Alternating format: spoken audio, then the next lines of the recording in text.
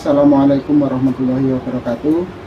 Perkenalkan, saya Bambang Uriantono, mahasiswa PPG Angkatan Kedua tahun 2023 di Universitas Hamzah-Wadi. Pada hari ini, Senin 4 Desember 2023, saya akan melaksanakan layanan konseling individual yang saya laksanakan di SMK 02 Islam 45 Ambulu. Bagaimana aksi saya? Mari kita lihat bersama. Selamat menyaksikan.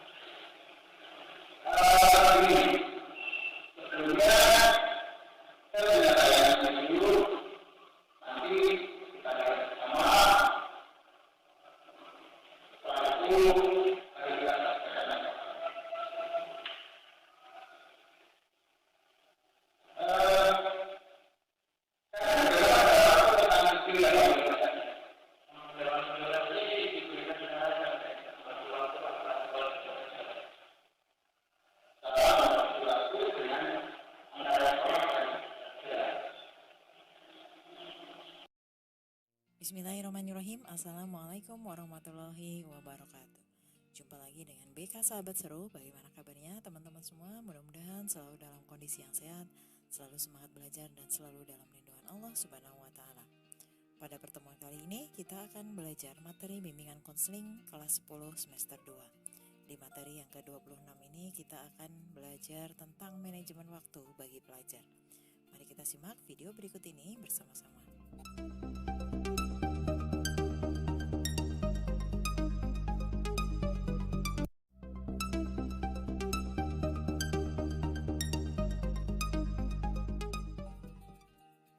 Bagaimana cara mengatur kegiatan kita sehari-hari?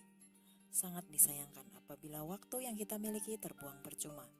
Apalagi bagi anak-anak dalam usia remaja, karena banyak hal yang dilakukan dalam menggali sebanyak mungkin potensi yang dimiliki sehingga kelak berguna bagi kesejahteraan hidup di masa mendatang.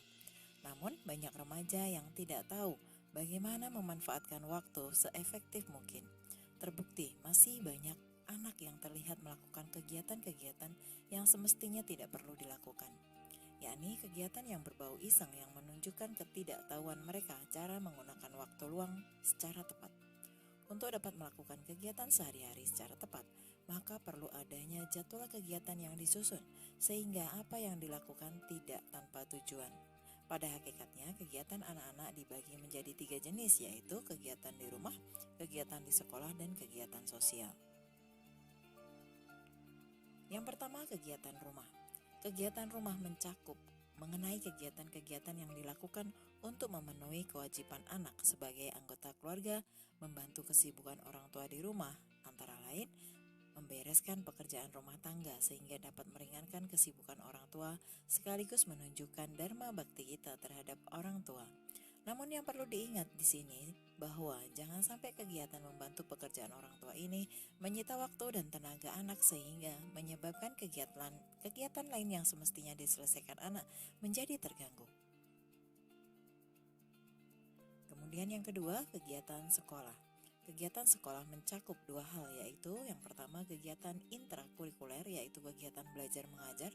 Kemudian yang kedua, kegiatan ekstrakurikuler, yaitu kegiatan sekolah yang berkaitan dengan pengembangan dan minat anak terhadap bidang keterampilan tertentu, misalnya bidang kesenian, kepramukaan, dan lain sebagainya. Di samping 2 hal tersebut, masih terdapat 1 kegiatan sekolah yang harus diselesaikan oleh anak di luar jam pelajaran, yaitu berupa penyelesaian tugas-tugas yang diberikan oleh guru mata pelajaran tertentu, misalnya pemberian tugas pekerjaan rumah.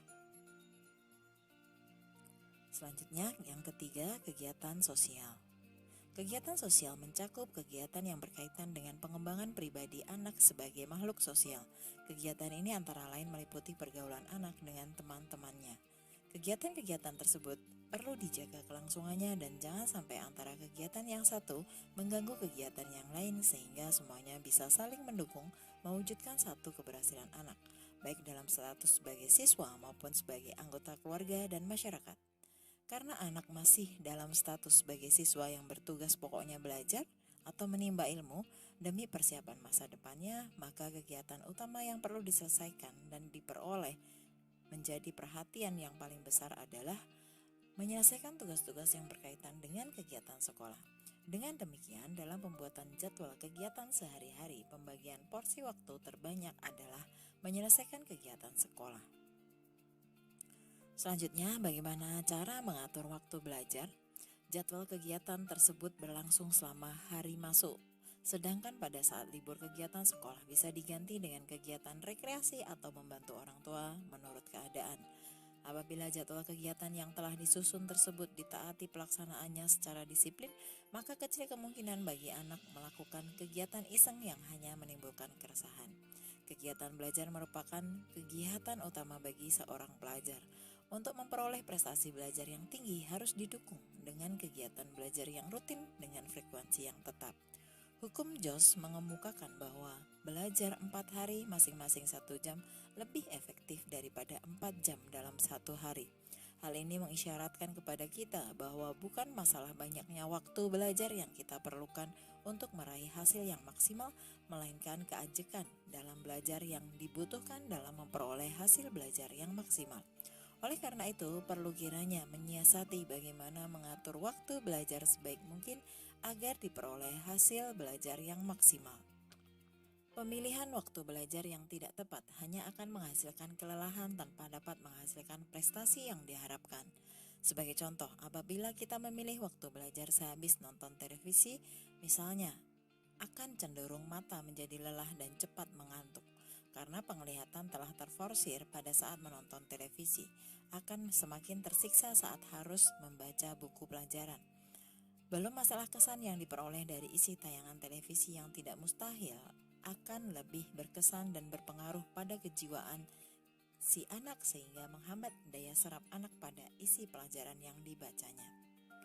Belajar memerlukan suasana yang mendukung, antara lain badan yang segar, udara yang tidak terlalu panas, lingkungan yang tidak terlalu bising, serta suasana hati yang tenang. Tidak mungkin seorang anak bisa belajar dengan baik apabila masih terdapat tugas dari orang tua atau dari pihak lain yang dipercayakan kepadanya dan tugas tersebut belum terselesaikan. Demikian pula keadaan ruangan serta lingkungan yang hiruk-pikuk akan menyulitkan anak berkonsentrasi pada materi yang dipelajari.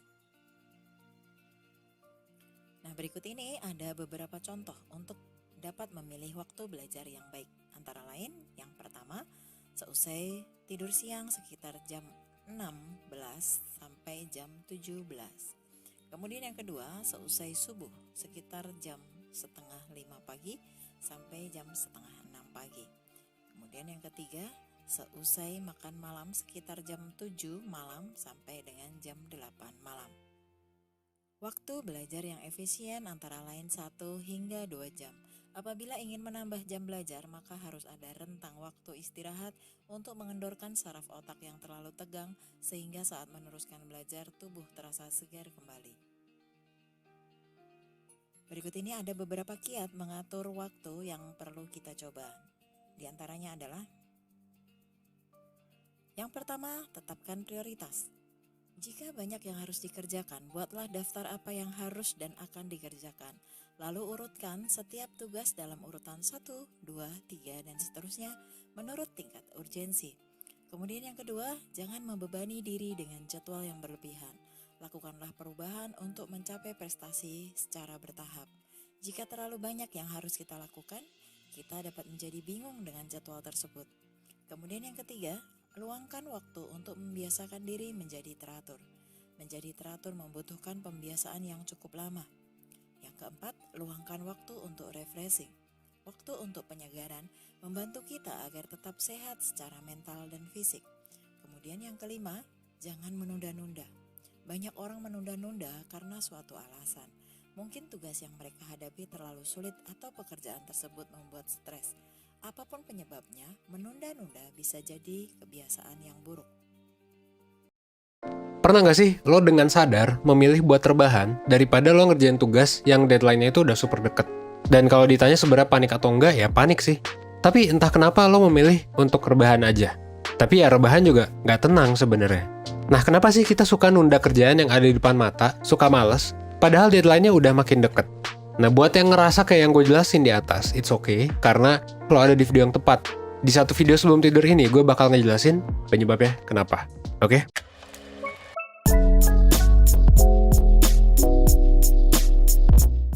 Nah, pertama-tama gue mau ngebahas dulu nih soal fenomenanya. Fenomena nunda-nunda kerjaan itu biasa disebut dengan prokrastinasi.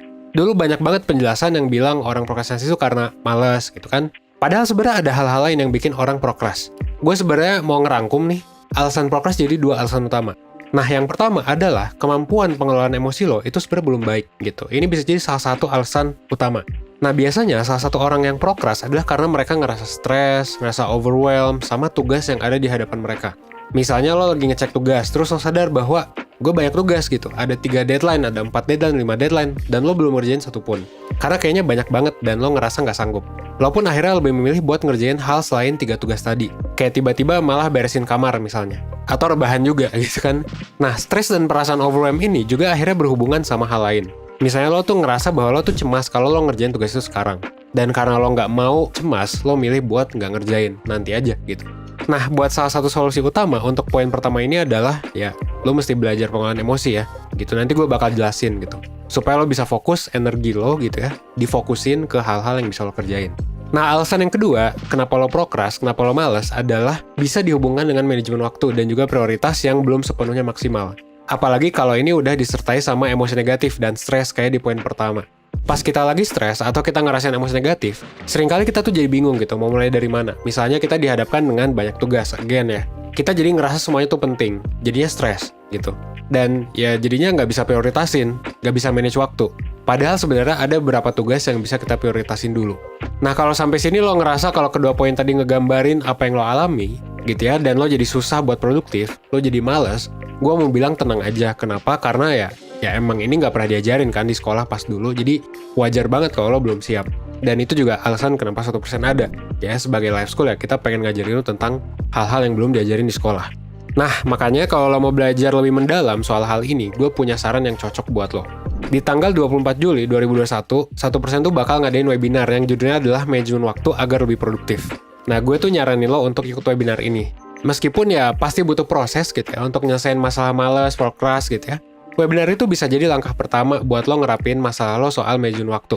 Misalnya lo bisa belajar, nanti ya bakal ada dijelasin gimana caranya buat mengatasi kesulitan yang bakal lo hadepin ketika lagi manage waktu, terus gimana caranya buat manajemen waktu yang sesuai sama diri lo. Let's say lo udah manage waktu tapi gagal mulu, nah gimana? Itu kan lo bisa tanya jawab langsung sama psikolog, sama mentor gitu kan. Dan selain materinya juga nanti ya di webinar, karena webinar 1% itu paling lengkap, gue bahkan bisa bilang ini lengkap banget gitu ya. Nanti bakal ada psikotes gitu. Jadi psikotes yang bisa ngelihat keadaan lo dan juga worksheet yang bisa ngebantu lo buat nanti nge-solve permasalahan lo.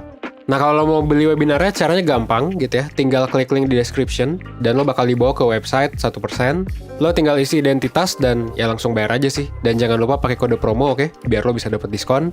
Dan gue mau ngasih tahu aja bahwa udah ada, gue nggak tahu kayaknya udah ada belasan ribu gitu ya, orang yang ikut webinar 1% dan ngerasa puas sih. Gitu. Gue juga sering kali ngisi webinar dan gue selalu dikirimin ya ucapan bahwa ya makasih udah ngebantu dan lain sebagainya gitu ya. Jadi silakan kalau misalnya mau ikut langsung aja. Akhir kata gue Evan 1%. Well, sebagai salah satu pembicara webinar 1%, gue tunggu lo di webinar 1%. Oke? Thanks.